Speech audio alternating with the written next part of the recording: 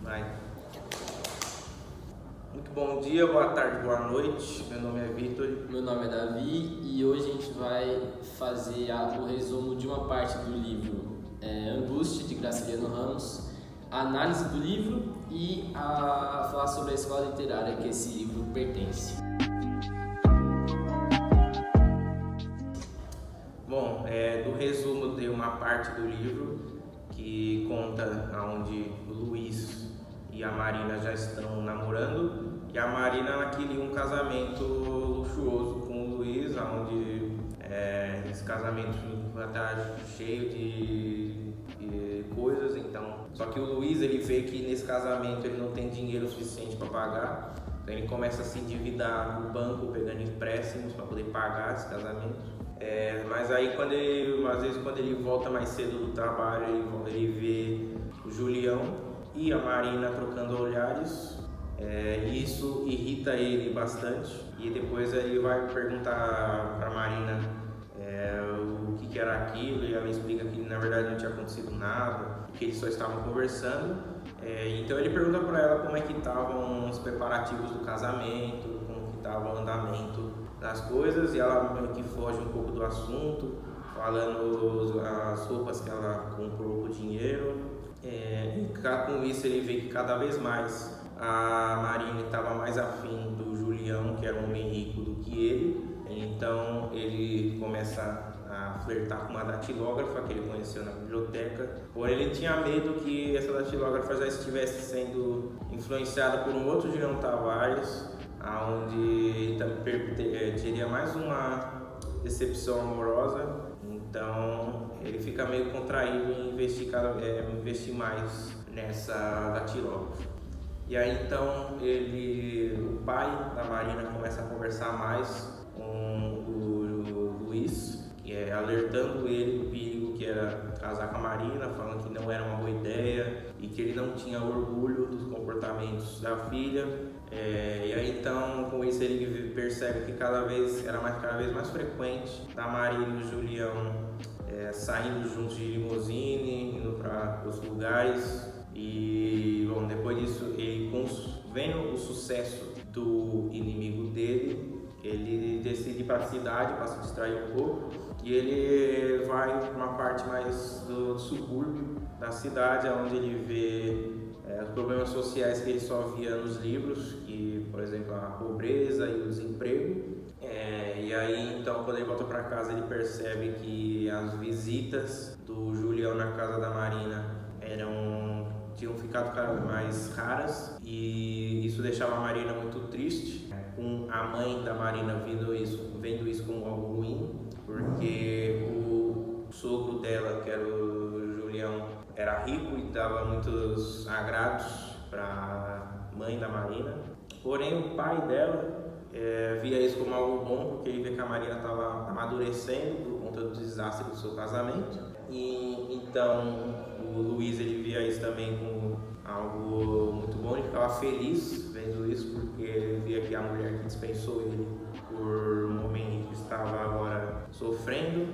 E bom, depois disso ele recebe a visita de um velho amigo chamado Seu Ivo, que vinha à casa dele pedir comida. Então ele vai lá e presenteia o Luiz com uma corda que ele deu de presente para ele amarrar essa corda numa rede, mas ele tinha outros planos para essa corda, que ele queria muito matar o Julião com ela.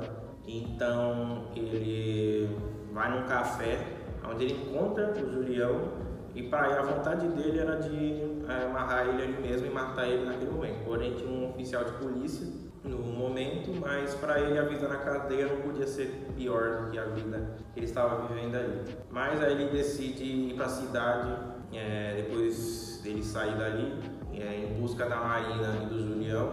E aí ele vê a Marina entrando no estabelecimento que era da Dona Albertina, que era uma parteira diplomada, que na verdade não era diplomada, estava num cartaz lá, mas era mentira. Então ele logo já pensa que ela tinha entrado naquele lugar para abortar o filho do Julião. E aí ele espera a Marina sair daquele lugar, e quando ela sai já chega nela xingando ela, e a Marina fica bem triste com aquilo e ela só pede para que ele pare de perseguir ela e vai embora. E aí então ele ouve rumores de que o Julião já está com uma outra mulher. Ele desconfia que seja datilógrafa, com quem ele estava flertando antes. E aí ele persegue ele e encontra ele entrando numa casa de uma outra moça. E quando ele sai, ele começa a seguir ele pelos trilhos dos pontes, aonde ele chega nas costas por detrás dele e enforca ele com a corda, matando o Julião.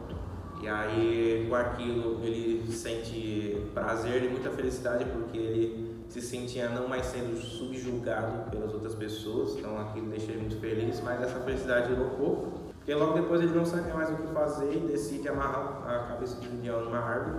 E aí ele já sai correndo da cena do crime e vai direto para casa com medo de encontrar algum oficial de polícia e confessar o seu crime. E aí agora da parte da análise desse livro.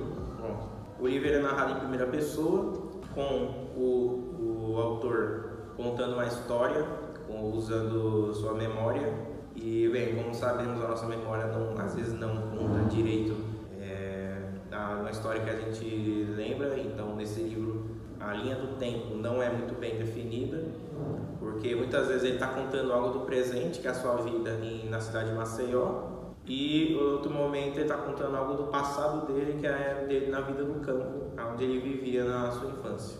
Esse livro ele é da segunda geração modernista, onde retrata muito os problemas sociais, os problemas urbanos. E bom, desses problemas são exemplos, por exemplo, o casamento por interesse e o aborto, que é retratado em alguns trechos do livro, como em uma parte que é onde ele comenta sobre isso da Marina estar mais afim do Julião, porque ele era um homem rico, que é citado na parte Que Miséria, não há pior espécie de prostituição, capítulo 17, página 113. E um outro problema social retratado, que é o aborto, é contado na frase: quando ela, a Marina, entrou, destoquei-me. Aproximei-me da casinha e vi uma placa azul com letras brancas: Albertina de tal, parteira diplomada, capítulo 32,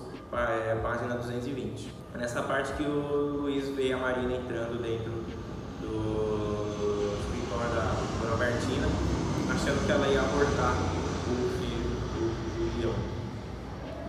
Bom, agora eu vou falar sobre a escola literária, que é, como já disse, a segunda geração do modernismo, que está no período de 1930 a 1945. Está no contexto de Revolução de 30 aqui no Brasil e a Segunda Guerra Mundial no mundo, né, fora do Brasil.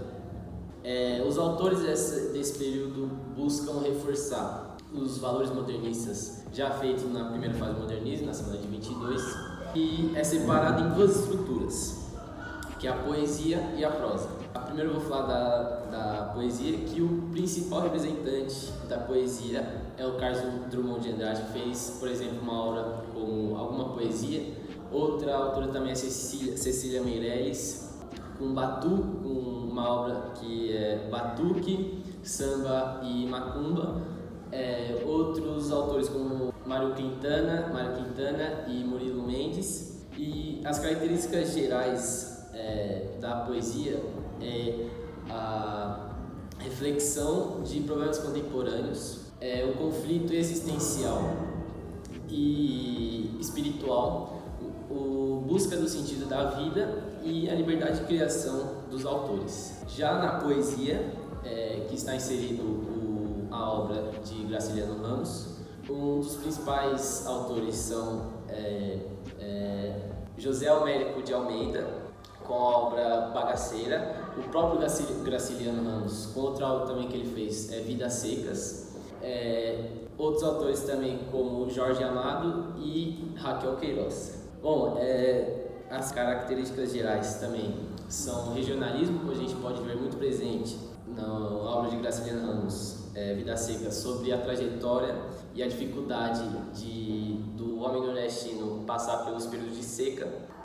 Também sobre outro aspecto é o realismo, tentando quebrar essa ideia da outra escola literária, que era o romantismo, sobre a idealização da vida e da idealização dos sentimentos e das relações, e a parcialidade também muito presente, como a gente pode ver nesse livro que a gente acabou de resumir uma parte, Angústia, que tem muito presente a parcialidade, que é narrada em primeira pessoa, e a gente vê muito o lado da história que é contada na primeira pessoa. A gente pode ver também parecido estilo como o de Dom Casmurro, que a gente vê a história narrada por Bentinho, então a gente vê o lado do Bentinho narrando nele, os pensamentos do Bentinho. Então é essa parcialidade que os autores abordam. Muito obrigado por ter Obrigado assistido por até assistir. aqui.